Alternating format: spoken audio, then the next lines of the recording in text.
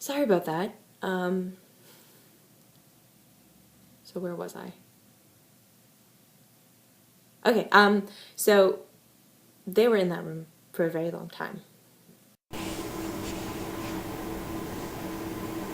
What happened between Genevieve and I after the camera was turned off stays between Genevieve and I. I did not break any rules or codes of the AEA, and I demand that she is left alone. When they came back out, it was clear that Genevieve had been crying, but Paige just looked at me, shook her head, grabbed my arm, and we walked out the door.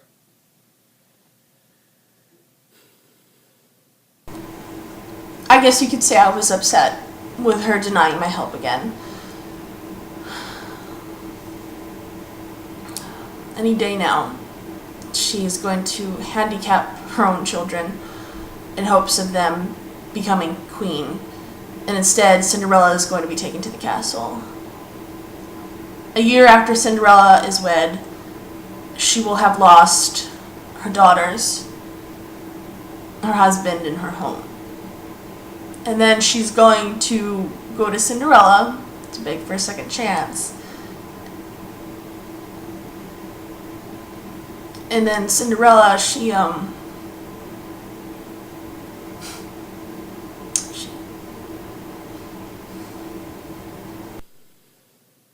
We went through the portal again. I was expecting us to go back to Cinderella's house, but no, Paige led me further into the town.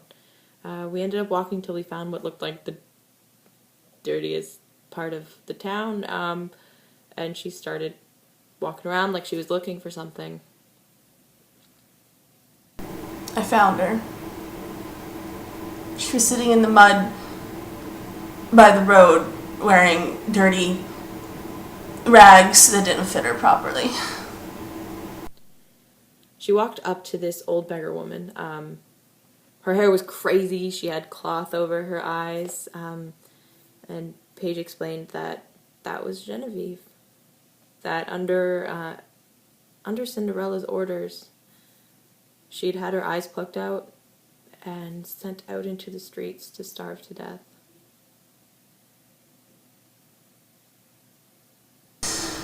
I walked up to her and said her name, and she recognized me immediately and reached out for me. I picked her up and I asked her if she wanted my help now. She started crying. She tried. Anyway. I was surprised by the way that Paige was so soft with her. I expected her to be really rough and try to get it over with, but no. She put so much warmth and care into her touch and her speech.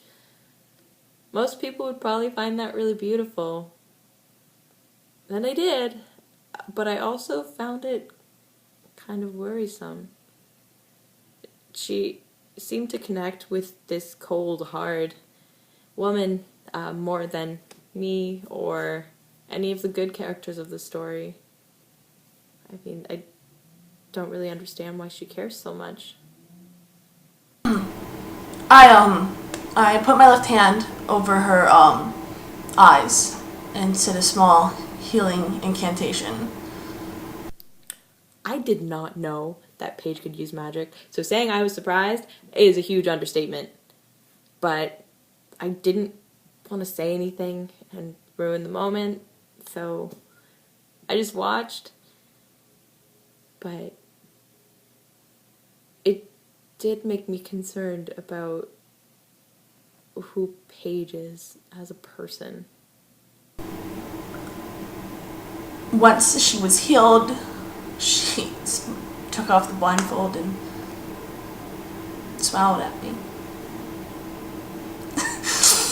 I really hate this job sometimes, and then it's moments like that that remind me why I'm still here. So I heard Paige ask her if she was finally ready to let go and move on so she could be happy. And then the speech she gave her. Wow. I said I know how good hate and anger can feel. It fuels you, keeps you going. Before long, it's all you know. It helps you move, eat, sleep. What you don't realize is that it's burning you alive.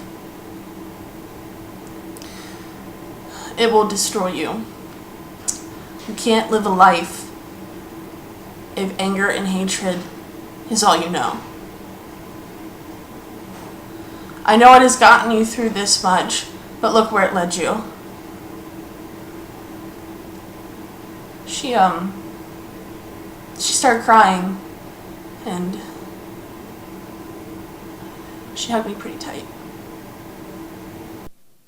So we let her out of town and bought her food and new clothes and a bath.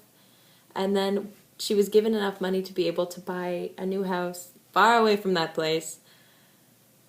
And we walked her and a horse out of town before she rode off. Intil has informed me that she is doing well. She changed her name, met a nice man, and are happily married. I wish her the best. Then when we got back, I found out we'd only been gone a day. Apparently time works differently in other dimensions.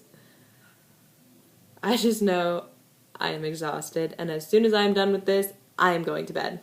The mission was a success, even if it was later in the storyline.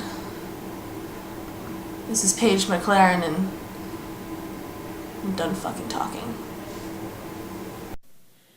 So this is Lana Beckett, and my first day was interesting.